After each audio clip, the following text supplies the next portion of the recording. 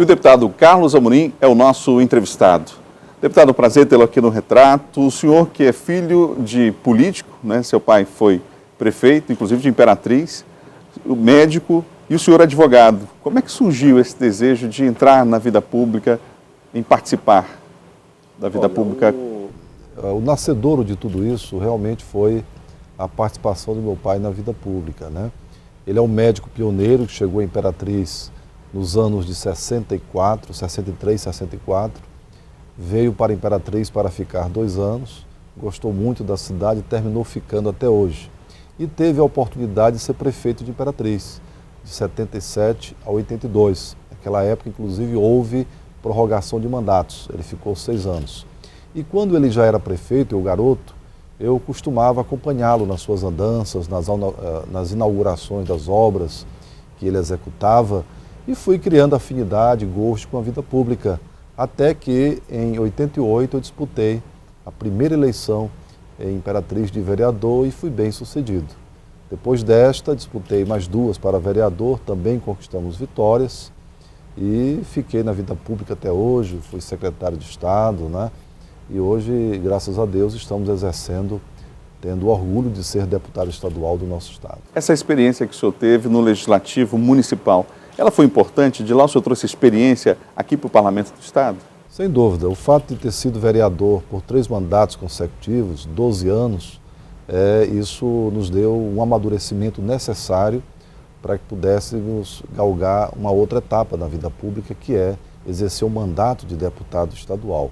O vereador é o princípio de tudo na vida pública. O vereador, embora tenha as suas limitações, mas ele é sempre muito demandado, é aquele que está mais perto das pessoas, é aquele em que as pessoas primeiro encontram para fazer as suas reivindicações, apresentar as suas demandas. Então, o fato de ter sido vereador, a convivência com lideranças comunitárias, debater os assuntos do município, isso nos deu um forte embasamento para que hoje na Assembleia nós possamos desempenhar à altura o mandato de deputado estadual. O senhor falou sobre limites, por exemplo, da atuação do vereador. A legislação também impõe alguns limites ao parlamentar estadual, deputado estadual, por exemplo. Como é que é hoje legislar diante dessa dificuldade que existe, desses limites impostos pela própria legislação em relação à atuação do parlamentar? Olha, é verdade. Nós, como os legisladores, nós temos o nosso campo de atuação, né? Nós podemos apresentar projetos, fazer nossas indicações, fazer nossos requerimentos, levantar a nossa voz em defesa dos interesses da coletividade, participar de audiências públicas, participar de debates. Entretanto, nós não temos o poder de fazer, de executar. Muito o que a gente deseja ser feito para uma cidade, para o nosso estado, para uma coletividade, depende exclusivamente do Poder Executivo. Nós fazemos os encaminhamentos, nós fazemos as solicitações, nós levamos o problema ao Poder Executivo. Entretanto, o Poder Legislativo não tem autonomia para fazer a ponte, para fazer a escola, para fazer a praça poliesportiva, né, para fazer o hospital, para fazer a estrada. Tudo isso são ações que dependem exclusivamente do Poder Executivo, mas é uma experiência extremamente nobre e nós já aprendemos a conviver com isso. O fato de eu ter sido vereador por muitos anos e estar exercendo o mandato de deputado estadual, nós temos consciência das nossas limitações e do que a gente pode fazer. Na cabeça do eleitor, nessa jovem democracia brasileira, ainda há muita confusão, há cobranças, às vezes, ao deputado de ações que, na verdade, deveria cobrar do governador, por exemplo, quer dizer, uma confusão ainda sobre o papel do legislador? Há muitas pessoas que acham que pelo fato de você estar exercendo o mandato, você pode tudo, você tem que resolver aquele problema que ele está lhe apresentando. E muitos desses problemas que nos aparecem fogem da nossa competência. Então aí nós temos que dialogar, conversar, explicar, mostrar a essas pessoas até onde nós podemos ir, o que nós podemos fazer.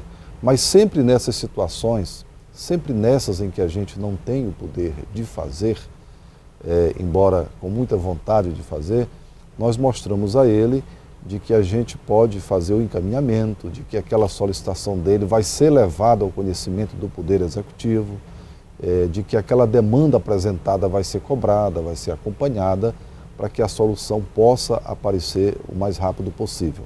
Mas nós nos deparamos constantemente, realmente, com essa dúvida que as pessoas fazem entre as ações do Legislativo e as ações do Poder Executivo. Por falar em Executivo, o senhor já exerceu cargos, como disse no início da entrevista, no Poder Executivo. Secretário Municipal de Governo Imperatriz de 2009 a abril de 2010, secretário de Estado de Minas e Energia de 2005 a 2006.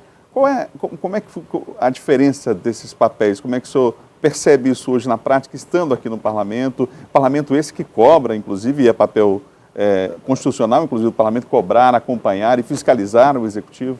Como secretário de Estado, em 2006, nós acompanhamos aqui um grande programa de eletrificação rural do Maranhão. Foi quando chegou o Luz para Todos, que é um programa do governo federal, mas que havia uma contrapartida considerável do governo do Estado. A nós, como secretários, cabia a competência de delinear, de demarcar todas as áreas, os assentamentos, os povoados, as comunidades, que ainda não contavam com o benefício da energia. Fizemos isso, graças a Deus, com muita competência, ao lado de uma boa equipe, e conseguimos ampliar muito o programa Luz para Todos no Maranhão. Programa do governo federal muito bem sucedido e que o Maranhão conseguiu avançar muito nessa área. Ali havia uma diferença, porque devia exclusivamente a Secretaria, não é, demarcar essas áreas, os locais, encontrar as localidades dos municípios que ainda não eram contempladas com esse benefício. Então, era uma ação exclusiva da Secretaria, né? Cabia exclusivamente a nós fazermos. Hoje, se eu quero que esse programa chegue a um povoado como deputado, eu tenho que me dirigir ao secretário, ao governo do Estado. Como secretário municipal de governo, eu participei, é como se fosse uma casa civil no âmbito municipal, uma interlocução entre o prefeito municipal, o gestor municipal, com os vereadores, com os demais secretários, com a sociedade civil organizada, um contato mais direto, ouvindo também os clamores da sociedade para que a prefeitura pudesse implementar e executar aquelas solicitações. São experiências diferentes que nos colocou em ambos os lados, não é? O de pedir e o de poder executar. O homem é um ser político, não é? Mas quando se fala em político, não é? Em geral, a imagem ainda é negativa em nosso país por várias razões, né? Inclusive uma delas a recente democracia brasileira. Como é que o senhor entende que o político hoje ele pode contribuir para melhorar essa imagem, para contribuir para uma imagem positiva da ação política, inclusive com a participação da sociedade no seu mandato? Olha, eu acho que já houve grandes avanços. Realmente nós tivemos um período negro da história política do país, em que os escândalos envolvendo detentores de mandatos era algo constante, né? Constantemente noticiários mostravam Polícia Federal investigando prefeitos, governadores, parlamentares a nível de Congresso Nacional envolvidos em malversação do dinheiro público, enfim, era uma constante. Ainda infelizmente, nós sabemos que ainda existem aqueles que ganham a confiança da população, ganham poderes da população que representam e, ao tomar posse desse mandato, eles não conseguem corresponder àquela confiança, frustram o eleitor. Mas há as exceções, nós sabemos que tudo, da mesma forma que existe o bom profissional da medicina e que existe aquele médico que é bem dedicado, né, que acompanha o seu cliente, que é bem sucedido na sua carreira, também existe aquele mau profissional. Na política não é diferente. Nós sabemos que existem vereadores, deputados, congressistas, prefeitos, governadores, que, vez por outra, estão a cometer deslizes. Mas houve um avanço, a própria população está muito atenta, o Ministério Público. Hoje existe uma ampla legislação que norteia as ações do parlamentar, de todos os detentores de mandato, e isso naturalmente inibe a prática dessas ilicitudes que decepcionam, que envergonham a população. Além da própria cobrança da imprensa, a população está muito vigilante, muito atenta ao que faz aquela pessoa que ele escolheu para ser vereador, para ser prefeito, para ser parlamentar. O senhor é um político, um deputado que tem a base eleitoral no interior do Estado. A sede da Assembleia Legislativa é aqui na capital. Isso às vezes cria algum complicador? Como é que é possível driblar essa dificuldade e levar, inclusive, a informação, já que o senhor falava ainda há pouco sobre isso, até o eleitor, até o interior do Estado? A gente procura conciliar, não é? As sessões são de segunda a quinta-feira, eu procuro estar presente em todas as sessões, salvo alguma situação em que não foi possível, ou às vezes até a trabalho de uma comissão permanente, da qual faço parte, trabalho do Poder Legislativo, mas costumo ficar em São Luís até as quintas-feiras. Na sexta já estou na região, visitando cidades, conversando com lideranças, conversando com a população, me deslocando para outros municípios. E aprendi a conviver com isso e a conciliar essa atividade, né, de estar perto da população, mas também dar conta das atividades de parlamentar. Naturalmente que muitas pessoas não compreendem isso. Eles entendem que o fato de você ser deputado, você tem que ficar lá, na base, perto das pessoas. E não é bem assim. Nós temos as nossas obrigações, nós temos que estar em plenário, nós temos as atividades de comissão permanente, nós temos as audiências públicas, nós temos audiências com autoridades do Estado, que requer no exercício do mandato. Muitas vezes nós somos levados aí ao Poder Judiciário, aí a um secretário de Estado, aí ao prefeito da capital, aí a pessoas do governo, até para resolver problemas que nos são apresentados pela nossa população que nós representamos. Qual é a avaliação que o senhor faz da participação, da sua participação nessas comissões temáticas e para que o telespectador tenha uma ideia, o telespectador da TV Assembleia já está acostumado e sabe que a atividade parlamentar ela não se resume aqui às sessões, mas principalmente há um deslocamento das atividades parlamentares hoje nas comissões, sejam elas permanentes ou não. Qual é a avaliação que o senhor faz? Olha, eu faço positiva, né? A casa ela é dividida em comissões compostas por 5 integrantes. Cada deputado desta casa faz parte de uma comissão de obras, de meio ambiente, né? Comissão de direitos humanos, comissão de educação, de Constituição e Justiça. Eu, por exemplo, faço parte de 3 comissões. A Comissão de Obras e Serviços Públicos, a Comissão de Educação e também faço parte da Comissão de Assuntos Municipais. A Comissão de Obras, por exemplo, ela tem o dever de apreciar as matérias que chegam a esta casa relacionadas à infraestrutura do Estado. E também tem o dever de promover audiências, de visitar rodovias do Maranhão, de visitar obras em andamento do governo do Estado, de visitar essas obras que estão paralisadas do governo federal, a fim de que possa verificar em loco a sua real situação, fazer relatórios e encaminhar ao governo do Estado, ao governo federal, a quem de direito. Nós nos reunimos praticamente quase que todos os dias aqui na Assembleia. As reuniões são pela manhã, sempre antes da sessão. A sessão começa às 9h30, às 8 horas da manhã já temos que estar nas comissões trabalhando, discutindo projetos, avaliando os nossos trabalhos. Por falar em comissão de obras, o senhor inclusive demonstra preocupação em relação a obras públicas inacabadas do governo federal, por exemplo, aqui no estado do Maranhão. Uma situação grave, não é? Grave. Eu fiz outro dia um pronunciamento sobre isso. Eu digo sempre o seguinte: o dinheiro do povo é muito precioso, é um dinheiro caro, que deve ser cuidado com muita atenção pelo gestor. E nos provoca uma certa indignação ao ver conjuntos habitacionais, até na minha terra teve um exemplo disso, de um grande conjunto, uma obra do PAC que está parada, famílias carentes precisando de uma moradia digna e essas casas lá paradas e inacabadas, dentre muitas outras espalhadas em diversas regiões do Maranhão. Recursos que o governo federal manda, recursos o suficiente para que essas obras sejam iniciadas, concluídas e entregues à população, mas que, no entanto, param no meio do caminho. Desperdício de dinheiro público. Isso provoca a nossa indignação e temos batido muito nisso. As obras do governo do Estado precisam ser concluídas. É dinheiro do povo, está lá no orçamento do Estado. Da mesma forma, do governo federal. Dinheiro da população precisa ser vigiada a sua aplicação, precisa ser acompanhada a sua execução, até porque a população sabe dessa obra, ela espera a conclusão dela para que possa usufruir. Imperatriz é um município maranhense com características bem específicas, né? E que recebeu influência ali daquela região em que está, de vários outros estados, enfim, de municípios que ficam ali próximos, que não pertencem, inclusive, ao Maranhão.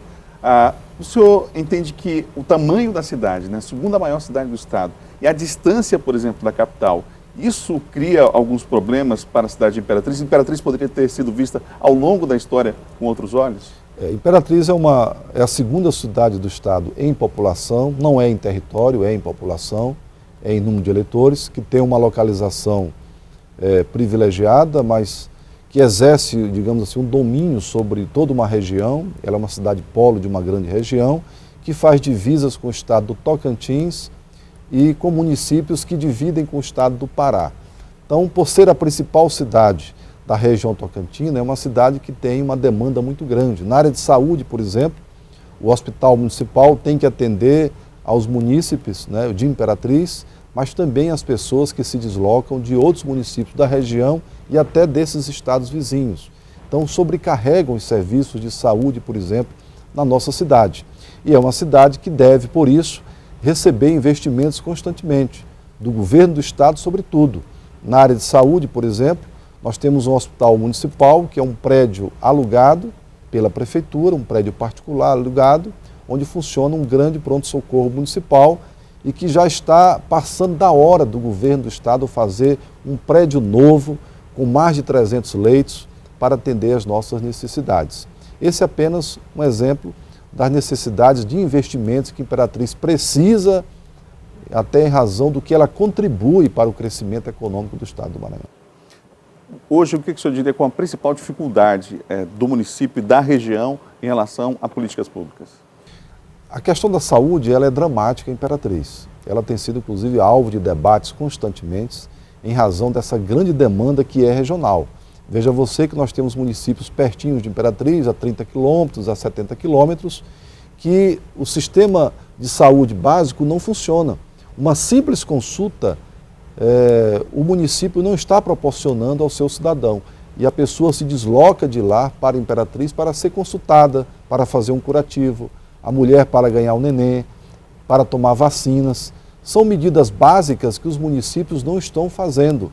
E isso sobrecarrega o município mãe, que é o município de Imperatriz. Então, é preciso que tanto o governo do estado, através de sua Secretaria de Saúde, e o governo federal, reforce, faça mais investimentos em nossa cidade, para poder dar conta, fazer frente a essa demanda que é crescente.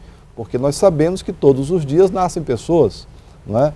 Crianças, e as pessoas envelhecem, os jovens viram adultos, as crianças viram adolescentes e adultos. Então a demanda no sistema de saúde, ele não para, né? Ele é crescente. E crescente também deve ser os investimentos, além da necessidade de investirmos na infraestrutura da cidade.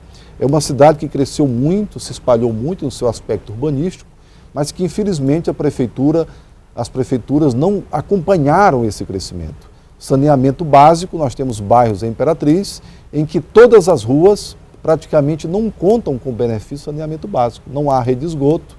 Quando chove, por exemplo, é um Deus nos acuda, não há serviço de drenagem.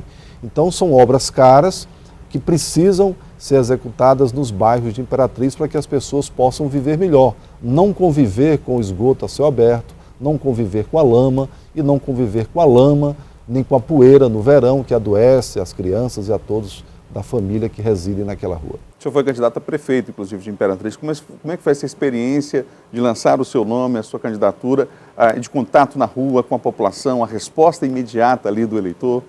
Eu acho que ser gestor de uma cidade é o grande objetivo de quem está na vida pública.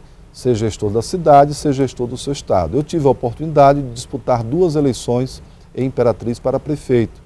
Na primeira, por muito pouco, não me tornei prefeito da cidade. Uma outra, não tive desempenho tão bom quanto o da primeira. Era um outro momento, uma outra realidade.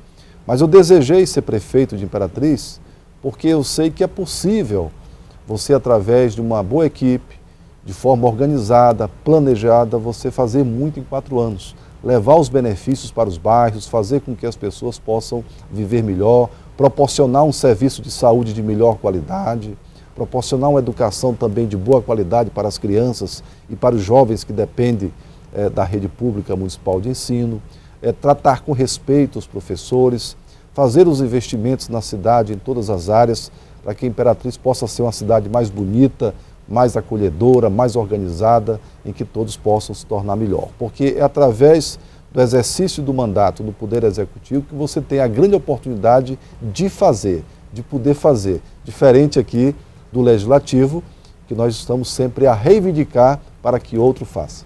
Qual é a avaliação que o senhor faz da atual legislatura? Nós tivemos números recordes, inclusive em relação à produção do parlamento, número de audiências, enfim, há vários números que traduzem um pouco da atividade parlamentar nessa legislatura, ações importantes como, por exemplo, a jornada de integração legislativa. Qual é a avaliação que o senhor faz? Eu faço uma avaliação positiva. Todos os deputados, sem exceção, todos demonstram boa vontade, apresentando seus projetos, discutindo problemas de interesse do Maranhão como um todo, todos empenhados, todos procurando dar a sua contribuição dentro das nossas limitações para que o Maranhão cresça, para que o Maranhão avance, para que a gente possa ter um Maranhão mais evoluído.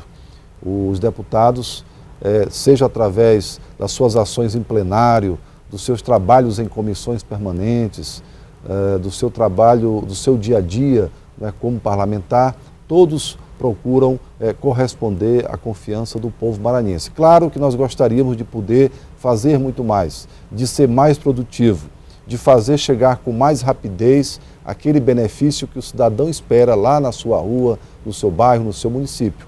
Mas essa ação não depende só de nós, mas estamos procurando fazer a nossa parte. Eu vejo que a mesa diretora tem se empenhado muito nesse trabalho, o presidente Arnaldo implantou a jornada legislativa que tem sido um êxito do princípio ao fim, aproximando os deputados dos vereadores, das comunidades mais distantes. Essa interação entre o vereador e o legislativo estadual é fundamental para que nós possamos nos reabastecer também de informações, de conhecer melhor a realidade do município onde está sendo feita a jornada, para que aqui a gente possa fazer os encaminhamentos necessários para levar para aquela comunidade os benefícios. De modo que os vereadores também aprendem muito nessa jornada, né, porque são palestras que são ministradas a eles, eles naturalmente saem fortalecidos, com mais conhecimentos para desempenharem melhor os seus mandatos. Obrigado, deputado, pela entrevista mais uma vez aqui na TV Assembleia. Um grande abraço, o prazer foi todo nosso.